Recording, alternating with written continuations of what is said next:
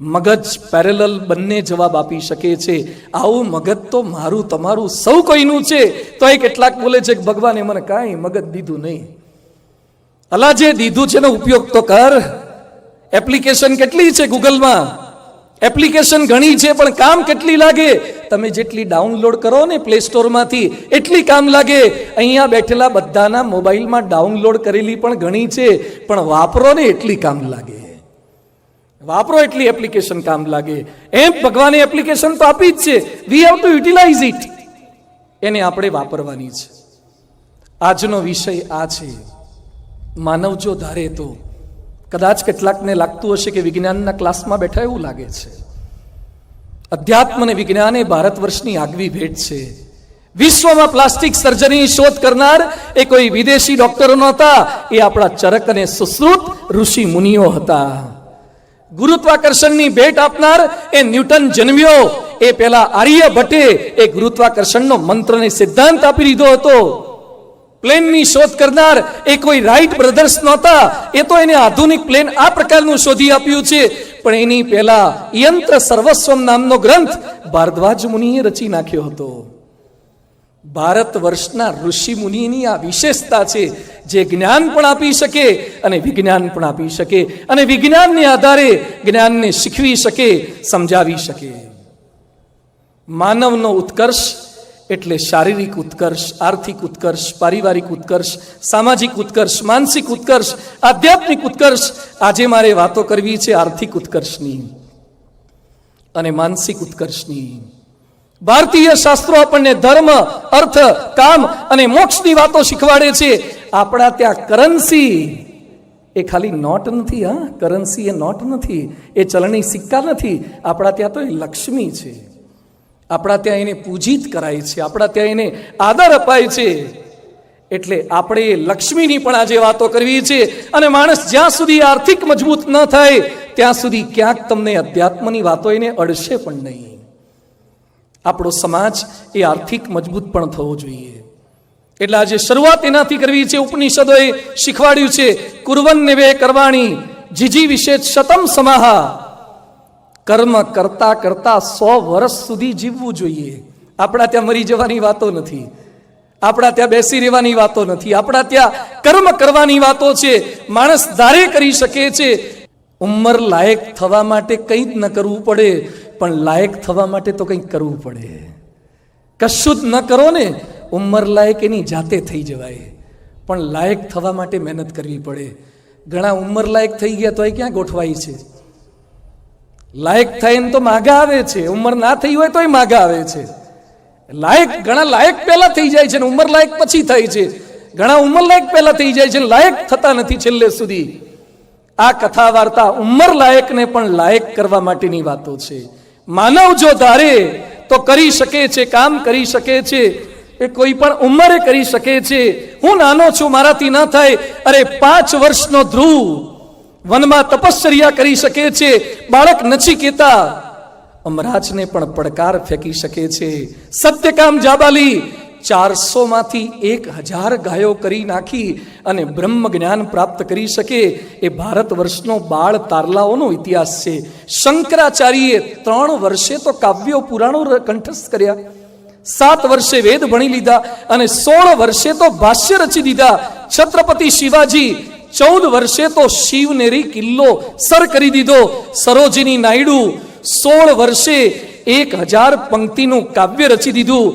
બંગાળનો ચંદ્રહાસ ચૌધરી 13 વર્ષે 1500 કવિતા, 12 લઘુ નવલકથા, 3 મોટી નવલકથા અને 400 વાર્તાઓ લખી દીધી. ખલીલ જીબ્રાન 15મા વર્ષે તો પ્રોફેટ લખી દીધું. માર્ટિન લ્યુથર કિંગ 21 વર્ષે ચળવળનો પ્રારંભ કરી દીધો. નેપોલિયન 25 વર્ષે ઇટાલી પર વિજય પ્રાપ્ત કરી દીધો. ન્યૂટને 21 વર્ષે તો પ્રથમ શોધ કરી દીધી હતી. સિકંદર 22 વર્ષે વિશ્વ જીતવા નીકળી પડ્યો હતો. સંત જ્ઞાનેશ્વર 16મા વર્ષે તો જ્ઞાનેશ્વરી ટીકા લખી દીધી, ગીતા લખી દીધી. એડિસને 32 વર્ષે તો બલ્બ શોધી કાઢ્યો. કેટલાકને 64 વર્ષે ઘરમાં મૂકેલો બલ્બ મળતો નથી. એડિસને 32 વર્ષે બલ્બ શોધી કાઢ્યો. ઘણા બલ્બની સ્વિચ મળતી નથી રાત્રે. આણે બલ્બ શોધી કાઢ્યો. રવિન્દ્રનાથ ટાગોર 14 વર્ષે શેક્સપિયરના નાટક મેકબેથનો અનુવાદ કરી દીધો. એલેક્ઝાન્ડર ગ્રેહામ બેલ 29 વર્ષે ટેલિફોન શોધ્યો. અને તથાગત તુલસી 10 વર્ષે તો ભૌતિક વિજ્ઞાનમાં પીએચડી કરી લીધી. 10 વર્ષે ભૌતિક વિજ્ઞાનમાં પીએચડી. શ્રીમદ રાજચંદ્ર ગાંધીજી જેને ગુરુ ગણતા હતા, 16 વર્ષે તો શ્રીમદ રાજચંદ્રે તત્વજ્ઞાનનો મોક્ષમાળા નામનો ગ્રંથ લખી દીધો. નિયાલ થોગુલુવા મદ્રાસનો 8 વર્ષનો દીકરો છે. યુટ્યુબમાંથી 106 ભાષા લખતા અને વાંચતા શીખી ગયો છે. 106 ભાષા વિશ્વની શીખી ગયો. અને આપણે યુટ્યુબમાંથી શીખ્યા શું? શીખી શકાય છે, ગમે તે ઉંમરે શીખી શકાય છે. અને આજે વાત કરવી છે યોગ 11 વર્ષના એક નાનકડા એક કિશોરની. 11 વર્ષનો એક કિશોર જે પોતાનું ઘર છોડીને નીકળી પડ્યો છે. શરીર પર કેવળ કૌપિન ધારણ કરેલી છે, ગળાની અંદર કેવળ માળા અને શાલિગ્રામ ધારણ કરેલા છે, હાથની અંદર કેવળ કમંડલું ધારણ કરેલું છે, મસ્તક ઉપર જટા છે. 11 વર્ષે એ કિશોર નીકળી પડ્યો છે હિમાલયની યાત્રા કરવા માટે. 4 ધામ, પુલાશ્રમ, માન સરોવર આવા શરીર સાથે યાત્રા કરી. એ હતા પૂર્ણ પુરુષોત્તમ ભગવાન સ્વામિનારાયણનું નીલકંઠ સ્વરૂપ નીલકંઠવણી મહારાજની જય.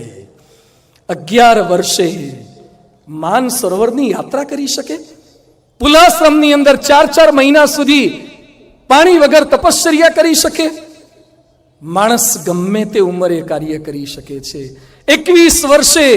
21 વર્ષની નાની વયે ભગવાન સ્વામિનારાયણે ધર્મ ધુરા સંભાળી 500 પરમહંસો બનાવ્યા અને કુલ તો 2,500 થી 3,000 જેટલા સાધુ સંતોનો સમાજ તૈયાર કર્યો હતો. અને ગાંધીજી બોલ્યા, જે કાર્ય રાજદંડ ન કરી શક્યો તે કાર્ય સ્વામી સહજાનંદના ધર્મદંડે ગુજરાતમાં કરી નાખ્યું છે. આ મહાત્મા ગાંધીજીના શબ્દો છે. એ કાર્ય ભગવાન સ્વામિનારાયણે 21 વર્ષે કરી દીધું હતું. અને BAPS સંસ્થાના પ્રમુખ તરીકે 28 વર્ષે એક નાનકડો યુવાન અમદાવાદની આંબલીવાળી પોળમાં એક નાનકડા મકાનમાં બ્રહ્મ સ્વરૂપ શાસ્ત્રીજી મહારાજ BAPS સંસ્થાના સ્થાપક અને બ્રહ્મ સ્વરૂપ યોગીજી મહારાજ 28 વર્ષના એક નાનકડા ફૂટડા યુવાનને નારાયણ સ્વરૂપદાસને BAPS સંસ્થાના પ્રમુખ બનાવે છે. ત્યારે કેટલાક લોકો બોલ્યા હતા કે સ્વામીજી આ યુવાન હજુ તો ખૂબ નાનો છે, કઈ રીતે આવડી મોટી BAPS સંસ્થા સંભાળી શકશે? પણ લોકો આશ્ચર્ય પામી ગયા. 28 વર્ષના યુવાને 95 વર્ષ સુધી નાનકડી BAPS સંસ્થાને 55 દેશોમાં પહોંચાડી. એ હતા વિશ્વવંદનીય પરમ પૂજ્ય પ્રમુખ સ્વામી મહારાજ. 28 વર્ષે BAPS સંસ્થાના વડા બન્યા હતા. થઈ શકે છે, નાની ઉંમરે પણ માનવ જો ધારે તો કામ કરી શકે છે અને મોટી ઉંમરે પણ થઈ શકે છે. કેરળના 104 વર્ષના એક બાઈ છે, કુટિયા અમ્મા કોથી. 104 વર્ષે એને 4થા ધોરણની પરીક્ષા આપી છે. 104 વર્ષે 4થા ધોરણની પરીક્ષા આપી છે. હજી એ જીવે છે માજી. અને બોલ્યા કે મેં નાના હતા ત્યારે દીકરીઓને ભણાવતા નહોતા અને મારે ભણવું છે. અને બાઈએ 104 વર્ષે સંકલ્પ કર્યો છે કે જ્યાં સુધી પ્રાથમિક શિક્ષણ પૂરું ના થાય ત્યાં સુધી પૃથ્વી પરથી જવું નથી.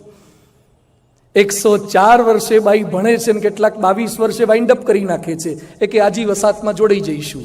બાપુજીના લેથ છે, કિચનવેર છે, હાર્ડવેર છે, કાસ્ટિંગ છે, ફોર્જિંગ છે. અલા તારા બાપાનું ગમે તેટલું હોય તોય ભણતો ખરો તું પેલા. 104 વર્ષે આ બાઈ ભણે છે અને આપણે કેમ નિવૃત્તિ લઈ લઈએ છીએ? પરમ પૂજ્ય પ્રમુખ સ્વામી મહારાજ રાજકોટનું એક નાનકડું કોઠારિયા વિસ્તારનું મંડળ શરૂ થતું હતું. અને પ્રમુખ સ્વામી મહારાજને અહીંયા રાજકોટથી સંતોએ પત્ર લખ્યો કે સ્વામીજી કોઠારિયા વિસ્તારમાં રણુજા બાજુ એક નાનકડું મંડળ શરૂ થાય છે, તો આશીર્વાદ આપજો. 5 દિવસ થયા, 10 દિવસ થયા, 15 દિવસ થયા, પણ જવાબ ન મળ્યો. એટલે અમારે અમદાવાદ જવાનું થયું. તો મેં સેવક સંતોને પૂછ્યું કે અમારો પત્ર તો મળ્યો તો કે નહીં? તો મને કે ચાલો અમારી રૂમમાં લઈ જાઉં. એમની રૂમમાં લઈ ગયા અને એક પત્ર બતાવ્યો. પત્રમાં એમણે ઉપરથી બધી નીચે વિગત લખી હતી અને પછી શાહ કરેલું હતું. શાહ પ્રમુખ સ્વામીજી હંમેશા સિગ્નેચરમાં શાસ્ત્રી નારાયણ સ્વરૂપદાસ લખતા હતા, કારણ કે એમનું દીક્ષિત નામ શાસ્ત્રી નારાયણ સ્વરૂપદાસ હતું. એટલે શા કરીને ટપકું કર્યું હતું. કીધું સ્વામીજી આ શું છે? એ કે તમારો રાજકોટનો એક મંડળ નાનકડું શરૂ થવાનું હતું, એ પત્ર પ્રમુખ સ્વામીજીને મળ્યો. પ્રમુખ સ્વામીજી લખવા બેઠા, શાને ટપકું કર્યું?